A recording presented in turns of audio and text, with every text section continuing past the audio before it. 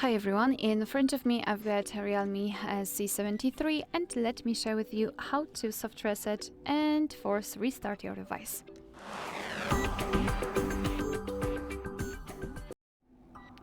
So if you'd like to quickly turn off your device and then power it on automatically, then simply press the power button and volume up button together once and then tap on this this circle, and drag it to this restart option, and obviously your device will restart itself.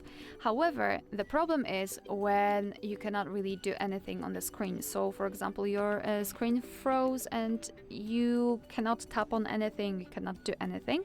So in that case, I highly recommend to force restart your device, and to do that you have to press the power button and volume up button together again.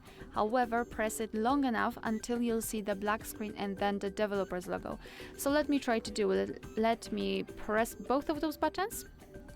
Obviously we'll have the same menu, but let's ignore it. Let's keep pressing both of the buttons and wait. It should take approximately 10 seconds.